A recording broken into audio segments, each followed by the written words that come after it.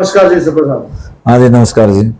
जो एक आपके गांव में जो कंचनलाल शादी हुई थी जो तब कर दी थी और वहां पर जो उसकी गुरु थी राजनाथ उस थी जो आपके डॉक्टर गांव है, गांव के लोगों पर कुछ एलिगेशन लगाए, उनको लेकर आप क्या कहना चाहो कि इतनी की सच्चाई हो? आपने वीडियो में देख ली।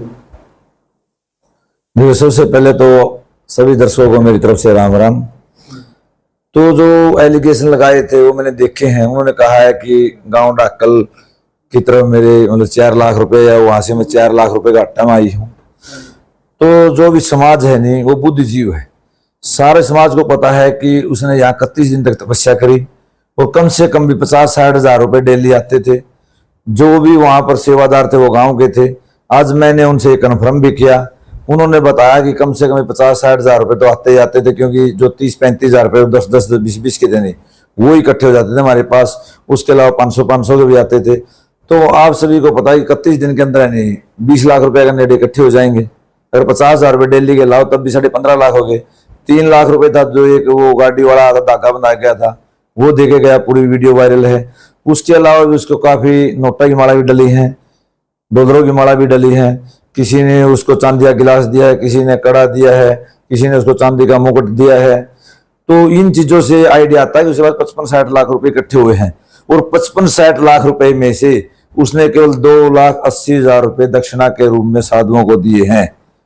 तो आप कह रहे हो जो गाड़ी वाला था पैसे दे गया, वो बोल रही है कि जो गाड़ी वाला था उसकी जो 3 लाख रुपए कहा था जो साइड के लिए लोगों की साइड के लिए वो पैसे नहीं दिए, उसके अभी तक हमारे पास नहीं आए हैं। और जो एक कृष्ण बेदी जी आए थे यहाँ पर, जो वहाँ के जो पैसे थे वो भी हमें नहीं मिले, वो गाँव वालों ने रखे, जो गाँव के कुछ लोग थे जो वहाँ पर उनके रखे। देखो जी, जो ये भक्तों पे है नहीं लाछन लगा रही है। एक जो आदमी 3 लाख रुपए दे के और देता है और ये उसको मना करते वो दे के नहीं गया, ये तो एक उसकी आस्था को ठेस पहुंचाने वाली बात है। और एक बात ये भी देखो कि मान के चलो 1% वो 3 लाख रुपए नहीं दे गया, 3 लाख और घटा लो, 50 में 3 गए 47 लाख फिर भी बच गए पास।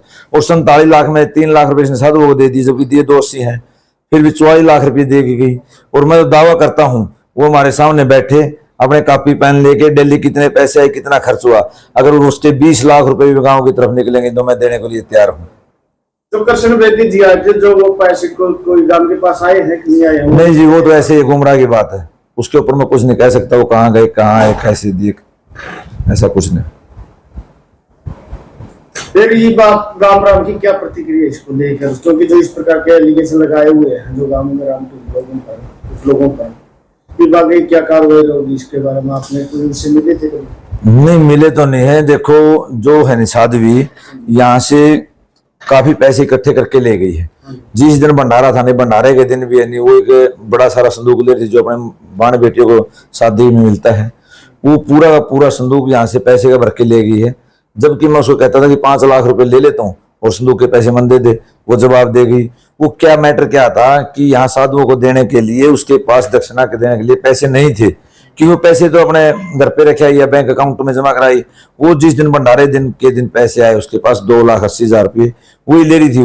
उसने वो संदूक खोलने को मना कर दिया। मैंने कहा मैं खोल लो, इसमें से पैसे निकाल के इनको जो दान दक्षिणा देनी है वो दे दो, लेकिन उसने ऐसा नहीं किया। तो इन सभी बातों को देखते हुए मेरी तो साध्वी से प्रार्थना है कि वो है नहीं गाँव से माफी मांगे इस चीज की। अगर हम वो सही है तो हमारे को हिसाब किताब दे और हम उसके पैसे देंगे।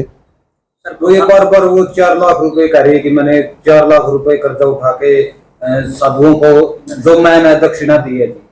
वही तो मैं कह रहा हूँ, पहली बात उसने दे ही 2,80,000 रुपए हैं और जब उसके पास 50 लाख रुपए तो 4 लाख रुपए उठाने की क्या जरूरत है? और बातचीत करी जी आपने सेवादारों पर बात करी, सेवादारों में तो जी हम भी थे या और भी थे जी वहां पर सेवा कर रहे थे। फिर आप ही बताओ कि वहां पर कितने पैसे आते थे? पैसे की बातचीत करा तो देखो जी लगभग मैं 1 या 2 दिन की बातचीत करूंगा। 1-2 दिन वहां पर देखा जो वहां पर पैसे इकट्ठे करे तो लगभग 30 से 40 के बीच। देखो जी आप सभी के सामने जो भी जनार्दन देख रहे हैं कि ये स्पष्ट हो गया। जो उल्लास हरियाणा वाला न्यूज चैनल वाला जो भाई है वो भी वहां पर मौके पर था, जो सेवा के अंदर था, वो अपने मुंह से कह रहा है कि 30-40 हजार रुपए तो वहां जो 10-10, 20-20 के थे, 100-100 के थे, वो इकट्ठे हो जाते थे। उसके अलावा 500 रुपए अपनी जेब में डालती थी। तो इससे तो स्पष्ट सिद्ध हो गया कि जो मैं कह रहा हूँ वो सच है और साध्वी जो कह रही है वो मेरा परी झूठ है। और सरपंच साहब आपने भी दक्षिणा दी है?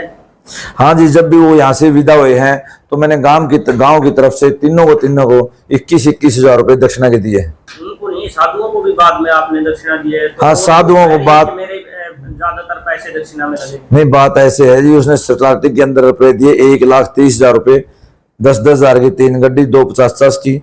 उसके बाद उसने लाख रुपए फिर लेके आई वो 2-30, और उसके बाद फिर 50,000 रुपए, 32,000 रुपए उसने दिए। 18,000 रुपए मैंने अपनी तरफ से मिला के 50,000 रुपए मैंने साधुओं को दिए।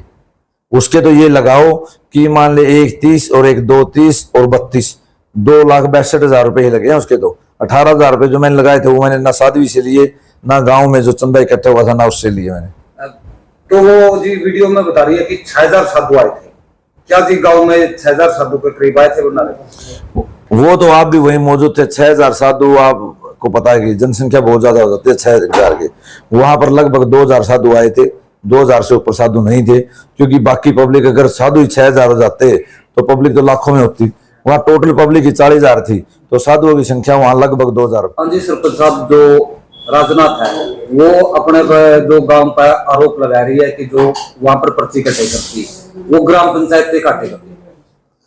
देखो जी, जो मतलब हमारी एक मीटिंग हुई थी गांव की, पूरा गांव की पंचायत हुई थी, उसमें फैसला हुआ था कि जो भी ये दक्षिणा देगी वो राजनाथ देगी, और जो भी भंडारा करेगा नहीं वो काम करेगा। तो गांव में हमने घर घर जाके पैसे नहीं मांगे, वहां हमने गांव के लोग पर्ची काटने के लिए बैठा दिए कि जो भी गांव का लोग पैसे लिखवाओ उसमें लिखवा दे। वो जो भंडारे के पैसे थे नहीं, वो पर्ची के द्वारा आ रहे थे, उसमें साथियों क्या प्रॉब्लम है? तो गांव वाले बैठे थे, तो कितने दिन पहले बैठे थे पर्ची काटने? सिर्फ उसी दिन भंडारे वाले दिन बैठे थे। और उसका पहली पर्ची कौन काटेगा? उससे पहले साध्वी पर्ची काटा करती, और सारे के सारे पैसे साध्वी के पास हैं, जो भी उसके पास कॉपी भी है साध्वी के पास। अच्छा, जो बस उसी दिन गाम राम ने तो उसी दिन गाम राम ने सिर्फ उसी दिन भंडारे वाले दिन बैठे थे, उसी दिन पर्ची काटी। साध्वी अपने मुंह से भी कह रही है, सुबह एक पत्रकार की डिबेट देखी थी मैंने, उसके अंदर भी साध्वी खुद भी कह रही है बात, तो कि गांव वाले सिर्फ भंडारे वाले दिन पर्ची काटने के लिए बैठे थे।